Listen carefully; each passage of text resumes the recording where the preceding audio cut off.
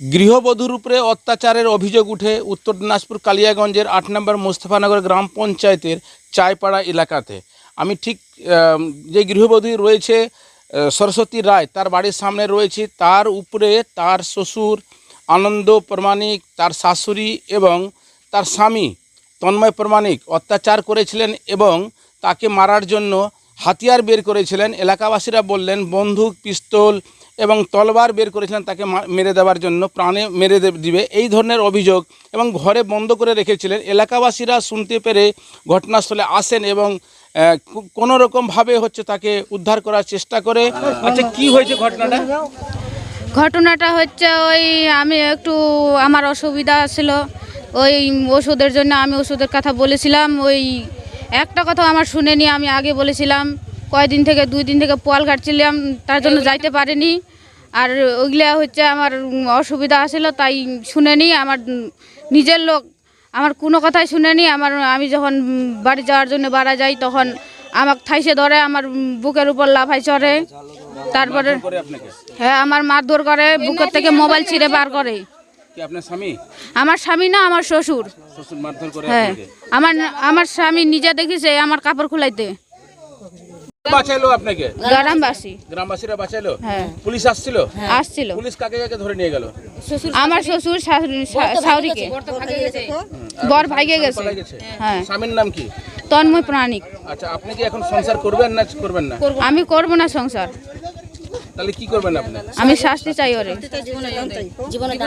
বৌমার উপরে অত্যাচার করছে, এটা কিন্তু খারাপ করছে। এবারও যে এটা বউ নিয়ে আসছে, এটাও কিন্তু খারাপ করতেছে। একের পর এক খারাপ করতে আছে। আমরা পাড়া প্রতিবাসী সয়ে আছি। আর আজকেও আবার অস্ত্র নিয়ে আবার বৌমাকে হুমকি দেখাচ্ছে, মারধর করছে, গলা টিপে ধরছে। এটা তো খারাপ। আমরা গ্রামবাসীরা কি চাচ্ছি? আমরা ওদের পক্ষে শাস্তি চাচ্ছি। পুলিশ আসছিল? হ্যাঁ, পুলিশ আসছিল। পুলিশ কি বললো? আমাদেরকে গ্রাম প্রতিবাসীকে আটকায় রাখে, ওদেরকে নিয়ে চলে গেল। কাকে কাকে নিয়ে অ্যারেস্ট করছে? তন্ময়ের বাবাকে নিয়ে গেল, তন্ময়ের মাকে নিয়ে গেল। তন্ময়কে পালো না। তন্ময় কি পালাতক? তন্ময় মনে মনে চোরের মতো খুশ করে চলে গেছে। ও যদি বাড়িতে আসে তাহলে কি করবেন আপনারা? আমরা তো ওদেরকে পাই নাই, পাইলে তো তারপরে কোনো কিছু করব, কিন্তু পাই নাই তো ওদের কাছে আমরা। যে হারে বউর উপরে অত্যাচার করছে, আপনাকে পাড়াতে থাকতে দিবেন? তন্ময়কে থাকতে দেব না। এইভাবে তো থাকতে দেওয়া তো যাবে না। পাড়া প্রতিবাসী মিলে নিয়ে যদি চলে তাহলে আমরা থাকতে দিব, আর যদি পাড়া প্রতিবাসী না নিয়ে যদি চলে তাহলে আমরা থাকতে দিব না। পরিবেশ নষ্ট হচ্ছে, খারাপ। হ্যাঁ, পাড়ার আমাদের পরিবেশ নষ্ট হচ্ছে, বদনাম হচ্ছে। আর আমাদের গ্রাম প্রতিবাসীর মারার জন্য আবার অস্ত্র বাড়িতে নিয়ে যায় রেখে দিচ্ছে। কি কি অস্ত্র আছে তার বাড়িতে? ওদের বাড়িতে আজকে দেখলাম বন্দুক আছে, আজকে দেখলাম বড় একটা তেরোয়াল আছে, বল্লম আছে, তীর ধনুক আছে। তাহলে তো কোনোদিন ওদেরকে বাঁচাইতে যাওয়া যাবে না। মানে আপনারা আতঙ্ক হয়ে আছেন? হ্যাঁ, আমরা আতঙ্ক হয়ে থাকবো না, আমরা পাড়ার লোক। আমি আমার মেয়েকে যারা শাস্তি দিচ্ছে, আমি তাদের শাস্তি চাই। আমি আমার মেয়েটাকে আমার বাড়িতে রাখবো, আমার বাড়িতে আমার মেয়ের আমি ভরণ পোশাক চাই। আমার এইটাই আমার শেষ। কারা মারধর করেছে আপনার? ওর শ্বশুর শাশুড়ি, ওর নিজের স্বামী পর্যন্ত ওর উপর অত্যাচার করেছে। কেন অত্যাচার করে? ওর কোনো দোষ না পাইলেও ওর উপর অত্যাচার করে, কিছু কথা বলতে গেলেও মারধর করে। খবর কে দিল? হ্যাঁ, আপনাদেরকে খবর কে দিল? আমার তো সামনেই বাড়ি, আমার তো এখানেই বাড়ি। এর আগেও কি মারধর করেছে? এর আগেও মারধর করেছে। মেয়েটা মুখ বন্ধ করে মেয়েটা থাকে, মেয়েটা কিছু বলে না। শুনলাম নাকি আপনাকে জামাই হবে নাকি? হ্যাঁ, জামাই হবে। জামাই কি এর আগে আরেকটা বিয়ে করেছিল? হ্যাঁ, বিয়ে করেছিল, একটা মেয়েও আছে। সেই বউটাকেও এরকম অত্যাচার করে বউটা থাকতে পারেনি, বউটা চলে গেছে বাপের বাড়ি। কেস করছিল, মামলা করছে, আবার অনেক কিছু দণ্ডও দিচ্ছে। আপনার নাম? আমার নাম কল্পনা রায়। মুই তো আর কোনোটি এখন দিম না নি, এখন আমার উপর ভরসা আছে।